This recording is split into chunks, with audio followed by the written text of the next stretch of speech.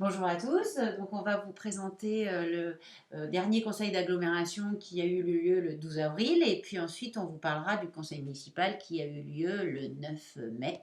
Donc, on va aborder les principaux points qu'on a envie de vous présenter. Donc, c'est Francis, Angelo. c'est Angelo qui commence. Ouais, pour revenir très rapidement, parce que c'est vrai que ça commence déjà à faire un peu longtemps maintenant, mais on n'a pas eu le temps d'en débriefer ensemble depuis. Mais le 12 avril dernier, il y a eu le conseil d'agglomération avec le vote du budget. Budget. Et bon, on avait un petit peu débriefé suite au débat d'orientation budgétaire, et en fait, le vote du budget, c'est venu confirmer complètement les orientations qui avaient été choisies. Et nous, on n'était pas du tout d'accord avec ce qu'on nous proposait de voter parce que bon, la situation financière est très mauvaise. L'année dernière, Pascal Demarthe avait même brandi la menace d'une mise sous tutelle. Et quand on voit la direction des finances qui se sont fortement dégradées depuis l'élection de Pascal Demarthe, qui était, attention, elles étaient déjà pas très Mm. mirobolantes, hein, mais depuis l'élection de Pascal Demarthe, la tendance s'est aggravée. Et là, alors même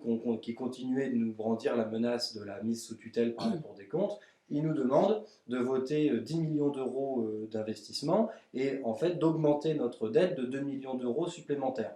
Donc c'est beaucoup, hein, et ça semble pas tout à fait raisonnable, surtout qu'il y a, comment on appelle ça un projet de territoire qui doit être écrit sur l'ensemble de la com d'aglo, hein, pour définir quelles sont les compétences de la com d'aglo, quels sont les objectifs à moyen terme. Et tout ça, ça n'a pas encore été fait. Et ça devrait être fait, ça aurait dû être fait l'année dernière, et s'y était engagé, ça n'a pas été fait, et ça doit revenir sur le tapis cette année pour arriver à des conclusions. Et les conclusions, ça pourrait être que certaines compétences qui sont aujourd'hui assurées par la com d'aglo soient redonnées aux communes. Par exemple, la compétence voirie. Par exemple, une partie de la compétence scolaire. Où la compétence scolaire pourrait rester aux mains de la CAPS, de la com d'aglo, mais les bâtiments scolaires seraient confiés de nouveau aux communes. Bon, ça c'est vraiment pour le projet de territoire. Ensuite, il y a un audit qui doit être mis en place sur la question des ordures ménagères pour remettre à plat complètement le fonctionnement du service ordures ménagères. Donc ça va avoir des conséquences aussi sur les stratégies, sur les investissements qu'il y aura à faire dans ces compétences-là. Donc la moindre des choses, ce serait de ne pas investir des sommes colossales dans les bâtiments scolaires, dans la voirie et dans la collecte des déchets cette année, parce que notre situation financière ne le permet pas et qu'il va y avoir des changements importants dans ces compétences-là. Pourtant, il y a 700 000 euros d'investissement pour l'école de Cambron.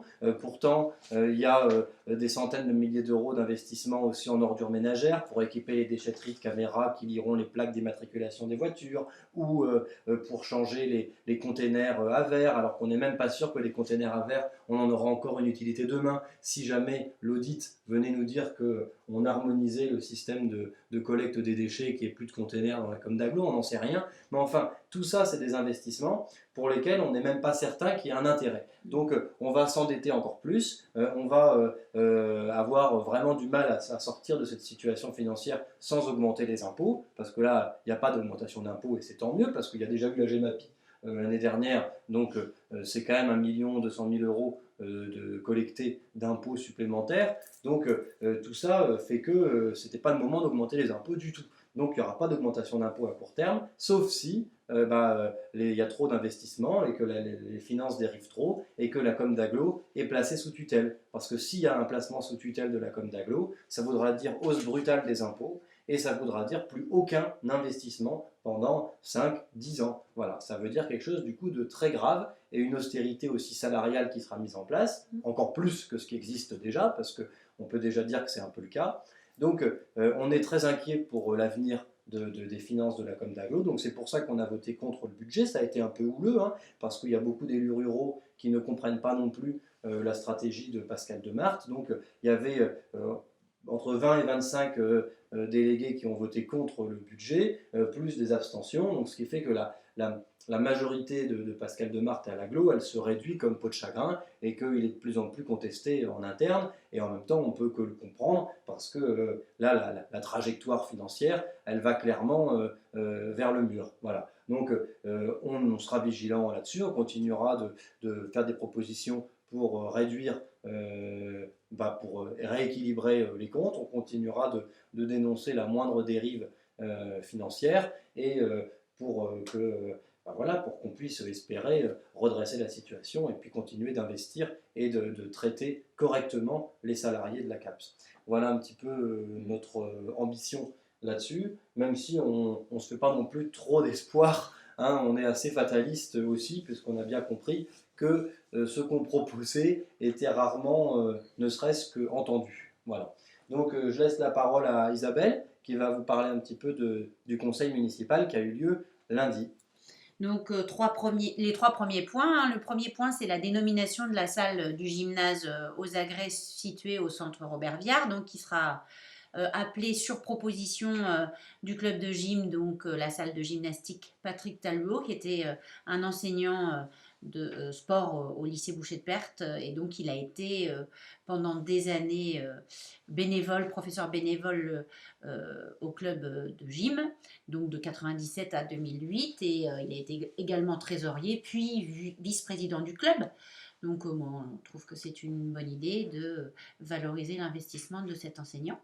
Ensuite, le deuxième point, donc, c'est un avenant au contrat de concession de distribution publique d'énergie calorifique sur le territoire d'Abbeville. Donc, concession qui est assurée par Dalkia. C'est le réseau de chaleur. Oui, tout à fait. Réseau de chaleur. Alors, réseau de chaleur, enfin, cette concession, elle va être. Enfin, c'est pas une concession, enfin, c'est une délégation de service public sous la forme d'affermage. Je vous expliquerai rapidement après ce que c'est. Donc, elle va être prolongée quelques mois pour faire l'étude de la mise en place d'une chaufferie biomasse.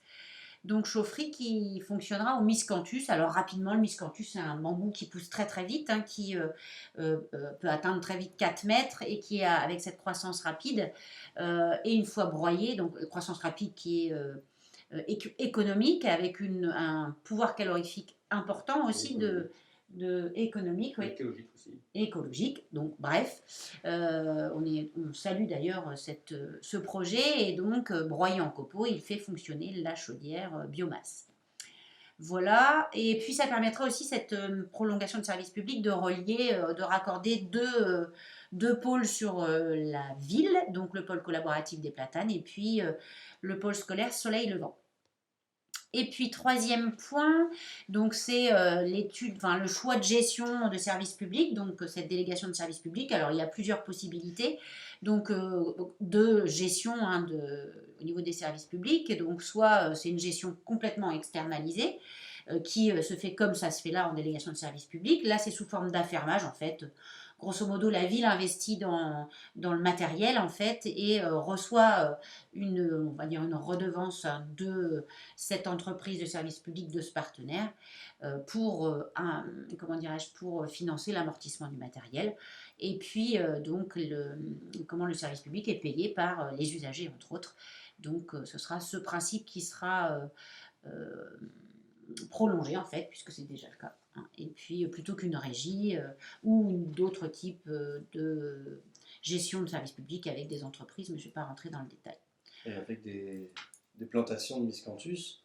Alors oui, ah oui, les plantations de miscanthus, oui c'est vrai. Donc il va y avoir sur l'ancienne décharge, donc il va y avoir 5 hectares de plantations de miscanthus, hein, pour faire fonctionner cette chaudière, et puis il y aura 5 hectares aussi de panneaux solaires. Voilà. Donc on salue le virage un peu de la ville là, qui enfin décide un peu de s'investir sur les questions énergétiques, même si ça reste modeste, c'est quand même un bon début. Et là, on peut saluer Michel Blondin, hein, qui porte ce dossier depuis le début, où là-dessus, on ne va pas cracher dans la soupe, au contraire, on va saluer son investissement sur ce sujet.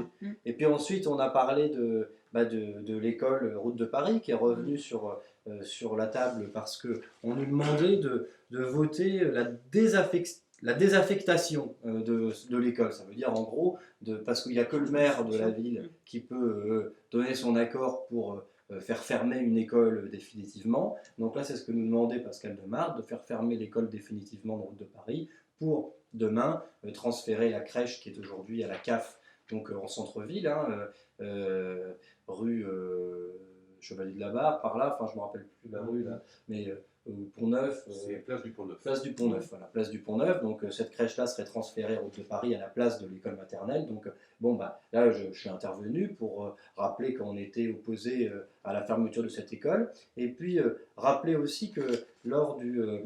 et là, c'était en tant que conseiller départemental, moi je siège au conseil départemental de l'éducation nationale. Hein, c'est une instance où il y a l'inspecteur d'académie, qui est du coup le représentant de l'éducation nationale dans le département, enfin dans l'académie d'Amiens, et qui reçoit pour le département de la Somme un certain nombre d'élus départementaux, des élus représentants des communes également, et puis des parents d'élèves et les syndicats enseignants. Et donc du coup, tout ce petit monde-là discute des propositions de l'inspecteur d'académie, d'ouverture et de fermeture de classe sur le département, avec les moyens que lui donne l'éducation nationale. Hein. Il fait avec les moyens qu'on lui donne, donc il a des moyens qui sont contraints, donc c'est lui qui fait les arbitrages, où est-ce qu'on va fermer une classe, où est-ce qu'on va en ouvrir, en fonction des prévisions d'effectifs. Sachant que les prévisions, elles peuvent évidemment se tromper, hein. Ça reste que des prévisions selon les nouvelles inscriptions qui se passent en fin d'année, tout ça, ça peut modifier complètement les démographies scolaires. Donc, en gros, là, il y avait quand même 27 fermetures de classes dans le département de la Somme, hein, alors que ça veut dire que le nombre moyen d'élèves dans le département augmente et que dans ces fermetures de classes, il y en avait certaines qui étaient justifiées. Parfois, il y a vraiment trop peu d'élèves dans une classe et c'est normal, c'est compréhensible qu'on puisse fermer une classe là pour en ouvrir une ailleurs où il y a de réels besoins. Mais il y a de nombreux cas dans lesquels c'est injustifiable. Donc là, moi j'étais venu notamment pour me battre sur plusieurs dossiers, notamment Sailly-Flibeaucourt, notamment l'école Picardie à Abbeville, où là c'était complètement inadmissible, et l'école Route de Paris, où là, ce que proposait l'inspecteur d'académie, c'était de fermer les 2 classes, et en échange d'en rouvrir une à l'école maternelle Jean Zay. Et en fait, Pascal Demarthe, qui ne siège pas d'habitude au conseil départemental de l'éducation nationale, là il est venu uniquement pour enfoncer le clou et pour soutenir l'inspecteur d'académie. Et ce qu'il faut voir quand même, c'est que l'ensemble des élus, représentants de parents, représentants des enseignants, et conseillers départementaux, maires qui siégeaient, qu'ils soient de droite ou de gauche d'ailleurs, hein, le syndicat enseignant de droite, ou les parents d'élèves de droite, ou les élus de droite, ont tous voté contre le projet de carte scolaire, sauf Pascal Demarthe, qui était venu uniquement pour dire qu'il fallait fermer l'école maternelle Route de Paris, que c'était impératif, que c'était pour que l'école du 21e siècle, c'était des gros regroupements pédagogiques, qu'il fallait des grosses structures plutôt que des petites, qu'il fallait... en tout cas, il défend une vision de l'éducation nationale qu'on ne partage absolument pas et qu'on trouve même très étonnante de la part d'un ancien enseignant qui a quand même défendu l'éducation publique toute sa carrière, et là qui vient nous fermer une école maternelle à Abbeville, et qui vient se féliciter qu'il n'y ait que 10% des élèves de cette école-là qui soient partis vers le privé. Ça reste quand même 10%, c'est beaucoup. Et si je peux rajouter aussi, il ne soutient pas du tout les enseignants quand on se bat pour sauver des postes au lycée, quand il est présent en tant que représentant de la commune ou de la région, c'est quand même aussi bien dommageable. Donc on est vraiment, on a rappelé ça, on est revenu là-dessus, on a eu un échange à ce sujet, mais il assume complètement cette décision d'avoir fait fermer Route de Paris. Mais le pire dans tout ça, c'est qu'on va avoir la double peine. C'est qu'aujourd'hui on ferme Route de Paris en échange d'obtenir une nouvelle classe à Jean Zay. Sauf que les effectifs à Jean Zay, ils sont pas très hauts. Donc si jamais il y a 5 ou 10 élèves en moins à la rentrée prochaine, eh ben, l'inspecteur d'académie, au prochain conseil départemental de l'éducation nationale, il reviendra avec son projet de carte scolaire, avec une fermeture à Jean Zay. Donc le poste qui a été créé cette année, il ne l'aura été que pour 1 an, et on viendra le refermer dans 1 an, et on aura perdu sur les 2 tableaux. Parce que c'est beaucoup plus facile de fermer une classe dans une grosse école qui en compte 10, que de fermer une classe dans une toute petite école qui en compte que 2. Donc c'est vraiment, je pense, à la fois stratégiquement, à la fois pédagogiquement, à la fois socialement et à la fois politiquement, une très grosse erreur de la part de Pascal Demarthe. Donc ça a de nouveau un peu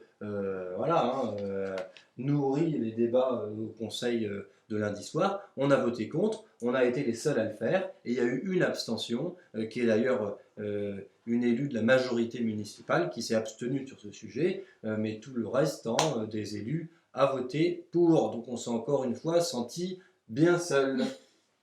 Et puis Francis, je te laisse continuer.